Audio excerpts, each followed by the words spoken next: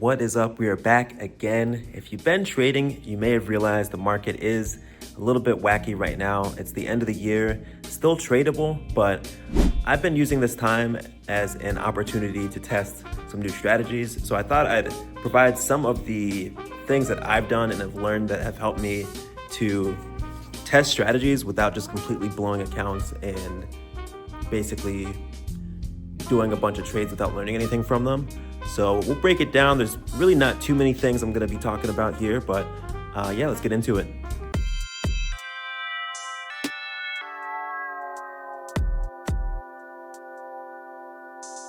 So the biggest thing is that you really should not be using all of your capital if you're testing strategies.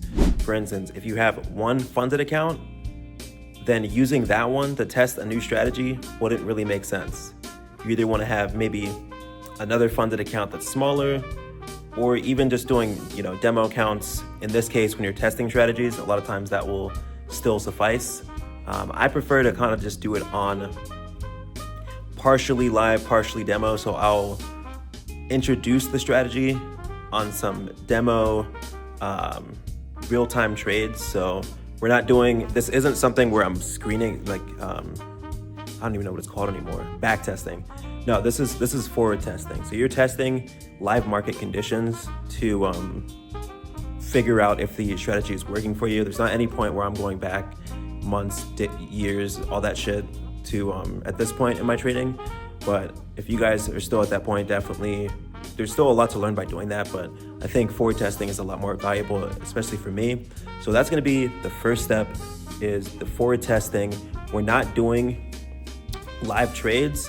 We're basically recording certain things in pertaining to those trades that are going to benefit us long-term and give us, basically, we're looking for patterns and things that might be beneficial to the strategy that you're testing.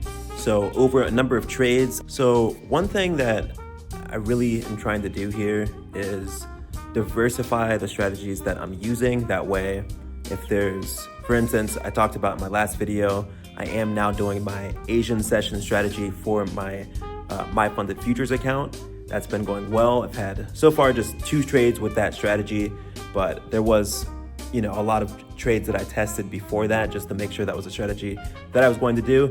And that's what we're going to break down, how to test those strategies out and basically make it to where you just don't feel like a chicken with your head cut off when you are testing new things. So one thing that you can use is, if you have TradingView, they have that paper trade functionality. So that's one way to, at the very least, get those trades in, let those run, and just get an idea of how that strategy is going to play out. But a really big part of testing these new strategies is going to be, and I know, some people don't like to do this, but you will have to journal something, guys. Like, even if you're not doing, oh, I made 50 pips, here's my stop loss, here's where everything is, you at least need to journal like what happened during the trade, or have some idea of whether any aspect of that strategy that you're testing is working. I think the key thing, regardless of how you're journaling, is you really don't want to make this any harder than it has to be. So in my case, when I started doing this, what I was actually doing was I was just journaling the trades that I didn't take that were still in my system, because there may have been like 1 or 2 things that just I didn't feel comfortable taking it since I didn't see it enough. But if you just start there, even if you're trying to do new, if you're trying to figure out new systems that you could implement, I would definitely recommend just going from those trades that you were considering but stayed on the sidelines for.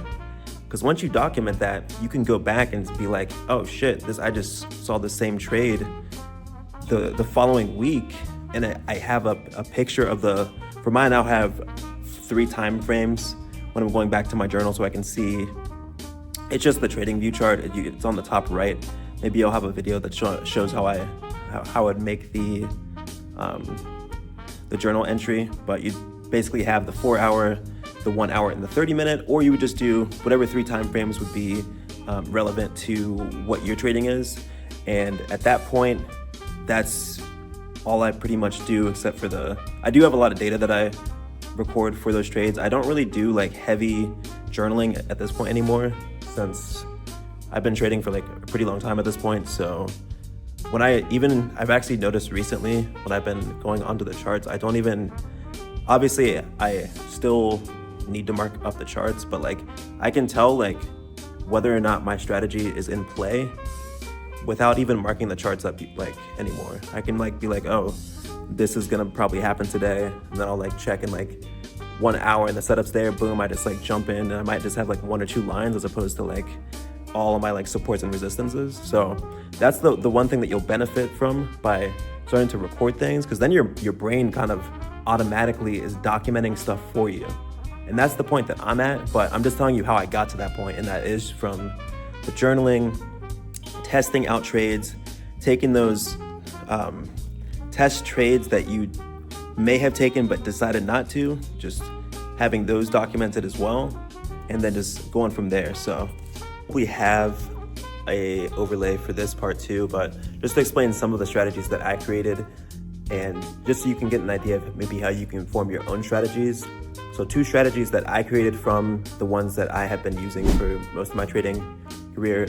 I actually created a strategy called the Giga Bull or Giga Bear strategies, and those were pretty much offsets of just a normal breakout candle off of support or resistance, depending on what direction you're going, but we'll just keep everything bulls just to make it simple. So if we're talking about Giga Bull, you're gonna get a bounce off of support, or even just breaking a resistance and creating a new support right there that way.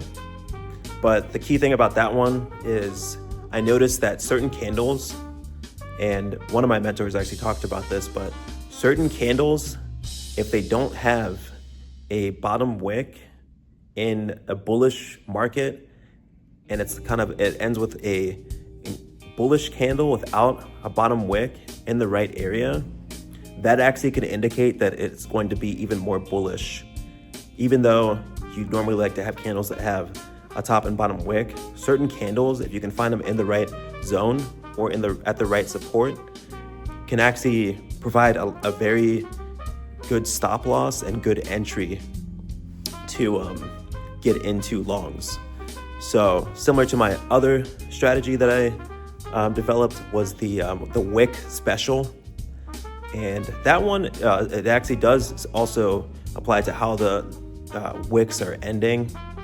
But if I do see like a really big liquidity wick and the opposite direction of where I'd like the chart to move, so if we see a big wick to the downside, so like the candle went down and spiked up before the candle ended, so like there's a wick and then like the body of the candle is above, then that would indicate to me that we're probably going to be heading further up, like it's getting exhausted from that downside and headed further up. So certain setups for that, especially with that one, what time it is. So if we can catch that like right after 9:30, so like we can get into the 10 a.m. candle with a nice wick special like that, that's another entry that I created from the same things that I just explained in this video. Just being able to do some back test, start seeing things that keep happening. I kept seeing these candles without bottom wicks that would just fly after hundreds of pips. So I'm just like, wait, I should probably try to learn something about that or see if I can implement that in my system. Same thing with the wick special. Okay, so if I keep seeing exhaustion wicks, maybe I should do something when it happens. You're just reacting on what you're seeing, but you could only do that if you record something or at least mentally make notes of things that are happening. I'd recommend it at the very least for the start to actually record. That is going to be it. So yeah, if you have any questions or if you have any suggestions about how to start, developing new trading strategies that I have not mentioned here, please feel free to comment down below. As always, appreciate the continued support and subscribes, and we'll be back soon, baby. Let's go.